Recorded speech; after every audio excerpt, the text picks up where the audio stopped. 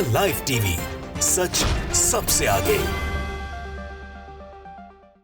नमस्कार, मैं हूं रंजीत झा और आप देख रहे हैं द लाइव टीवी। लोकतंत्र के महापर्व का आज पहला दिन है, यानी कि मतदान की प्रक्रिया आज शुरू हो चुकी है। लेकिन इससे ठीक पहले एक एग्जिट पोल वायरल हो गया है और इसे जो वायरल किया जा रहा है उसमें कितनी सच्चाई है, जैसे ही हम इस रिपोर्ट को देखेंगे सब कुछ सामने आ जाएगा।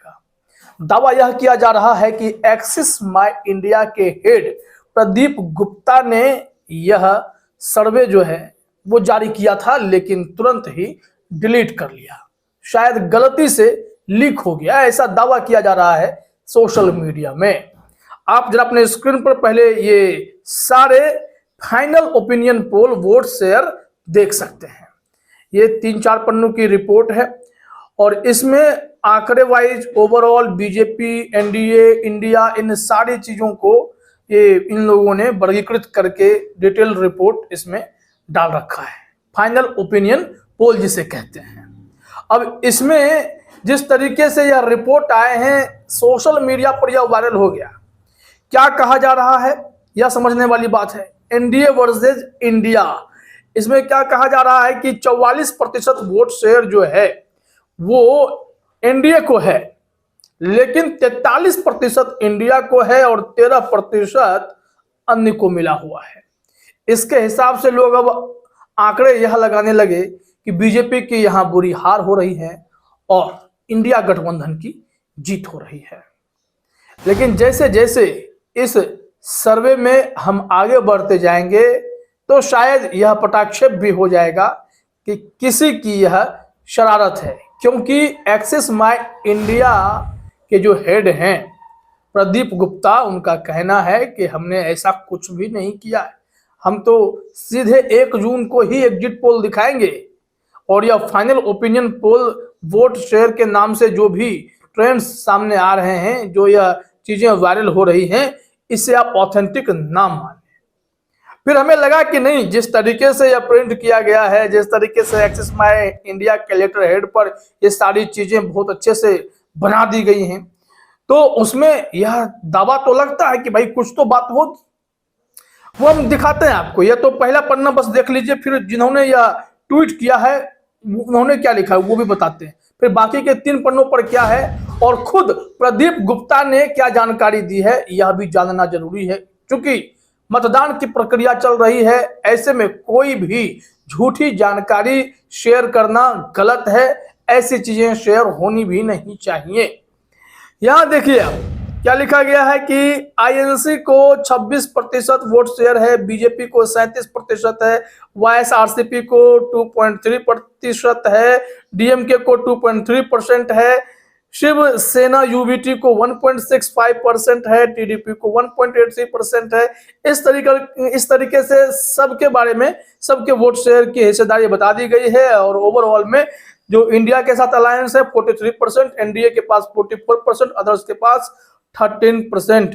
और इसमें क्या लिखा हुआ है, although the India coalition has not taken the shape as it was planned, I would say all the parties have made their own ways of putting a strong front. Shri Pradeep Gupta, CMD, internal survey confidential. ये बहुत बड़ी बड़ी बातें लिख दी गई हैं कि India तो ठीक से अभी अपने को ये जोड़ भी नहीं पाया, लेकिन यहाँ पर फिर भी जो स्थिति है उसके मुताबिक बीजेपी के लिए मुश्किलें हैं। अब आगे देखिए, मैंने कहा कि सुरभि के ट्वीट को भी देखेंगे। सुरभि ने क्या लिखा है, big breaking, Axis My India head Pradeep Gupta deleted his own tweet making predictions that BJP is losing massively in the elections। मतलब प्रदीप गुप्ता ने अपना ट्वीट डिलीट किया है, जो एक्सेस माई इंडिया सर्वे जो एजेंसी करती है उसके हेड हैं, और उनके मुताबिक बीजेपी जो है चुनाव हार रही है। अब कहा जा रहा है कि now his final opinion poll on the basis of which he said that has leaked showing about 242 for India and 257 for NDA, with 116 for INC and 212 for BJP। अब इसमें क्या कहा गया ये देखिए कि 242 जो है इंडिया को आ रहा है और 257 जो है एनडीए को आ रहा है। 116 इसमें से कांग्रेस को मिलेगा और 212 जो है इसमें बीजेपी को मिलेगा। इस तरीके के आंकड़े हैं। प्रदीप गुप्ता ने कुछ ऐसा ही डेटा शेयर करके डिलीट किया, लेकिन इंटरनल सर्वे की रिपोर्ट एक्सिस माई इंडिया की वायरल हो गई है, ऐसा दावा किया गया। अब इसमें सुरभि ने लिखा है कि this election is very close, don't let the godi media fool you, the more people hear about Congress guarantees and learn about Modi's massive corruption, the more people will swing to India, already vote shares are almost equal, a little more effort and India will win. मतलब कि vote share जो है लगभग बराबर है India NDA का। Others का अगर साथ जिन्हें भी मिलेगा सरकार उधर बन जाएगी। अदर्स वाले को अगर इंडिया अपने में शामिल कर ले, पूरी कोशिश हो जाए, तो बीजेपी की सरकार केंद्र में नहीं बनेगी। ये सुरभि ने अपने हिसाब से लिखा है। और इसमें जो एक्सिस माई इंडिया की रिपोर्ट का हमने पहला पन्ना दिखाया, उसमें भी एक सजेशन के तौर पर प्रदीप गुप्ता की बातें वही कही गई हैं। लेकिन अब आइए अगले पन्ने में, यहाँ क्या लिखा हुआ है? No majority for BJP, NDA has slight edge. अब बीजेपी के लिए जो एनडीए के लिए भी कोई मेजोरिटी की बात सामने आ नहीं रही है। थोड़ा सा जो बस एज है, थोड़ा आगे वोट शेयर को अगर देखा जाए तो उस हिसाब से कहा जा रहा है कि एनडीए को 243 से 254 सीटें मिल सकती हैं, बीजेपी के साथ इंक्लूडेड जो भी पार्टियां हैं। वोट शेयर 44%, इंडिया 232 से 242 के बीच 43%, और अदर्स 40 से 55 13%। बीजेपी को 208 से 219 सीटें मिल सकती हैं, बीजेपी गठबंधन को जो है वो 35 से 38 सीटें मिल सकती हैं, कांग्रेस को 115 से 123, अगर इनके गठबंधन को जोड़ दें तो 120 से 128, और अदर्स 45 से 55। फिर इसमें बहुत सारी बातें लिखी गई है कि कैसे इन्होंने 2013 से कितना सर्वे किया है, क्यों इनको यकीन करना चाहिए। और यहाँ लिखा हुआ people look at the credibility between the claims and promises, they consider their issues such as inflation, employment and look at the party who is better placed। फिर प्रदीप गुप्ता के रिमार्क्स यहाँ भी लिखे हुए हैं। अब आइए जो पॉइंट नंबर 3 यानी पेज नंबर 3 है, पेज नंबर 3 में यहाँ पर आपको कंफ्यूजन दिखाई पड़ेगा। अब ये पूरे तरीके से फर्जी दिखाई पड़ता है। कैसे फर्जी दिखाई पड़ता है ये समझना पड़ेगा। यहाँ देखिए आप, आंध्र प्रदेश में टोटल 25 है, एनडीए को 7 आ रहा है। यहाँ बीजेपी को 0 दे दिया गया है, एनडीए में बीजेपी नहीं है, और जो अदर्स में सीधे डाल दिया गया है।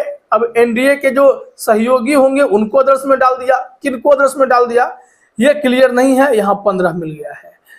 इसी तरीके से अगर आप आगे बढ़ेंगे तो देखा जाएगा कि अरुणाचल प्रदेश में एनडीए को 2 तो मिल रहा है, बाकी को 0 दिखाया गया है, अदर्स को 0 दिखाया गया है।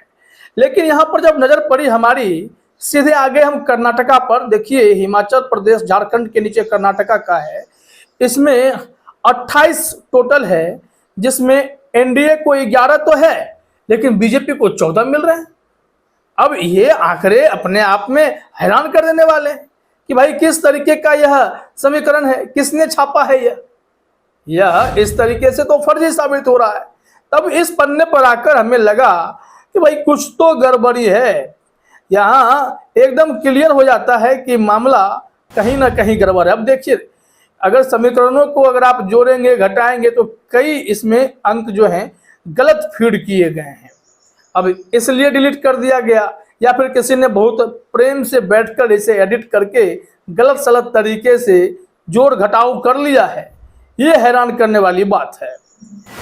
यहाँ अब समझना होगा कि पूरे समीकरण को देखने के बाद कहीं ना कहीं तो गड़बड़ी तो है। अब जिन्होंने इसे वायरल किया है, चुनाव आयोग इस पर संज्ञान ले, ये चौथा पन्ना भी है, सब आप देख लीजिए। देखने के बाद यहाँ से एक बात तो साफ है कि इस पोल में कुछ ना कुछ गड़बड़ है। अब चलते चलते इसमें सीधे तौर पर आपको देखना चाहिए।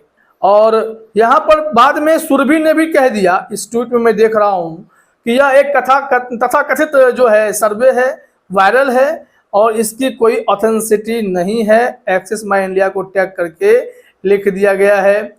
और इसमें लोगों ने भी कमेंट कर दिया, क्या बता सकते हैं कि कैसे इसमें एनडीए में जो है 11 सीटें जीत रहा है और बीजेपी को 14 सीटें आ रही हैं। ये सब गड़बड़ है।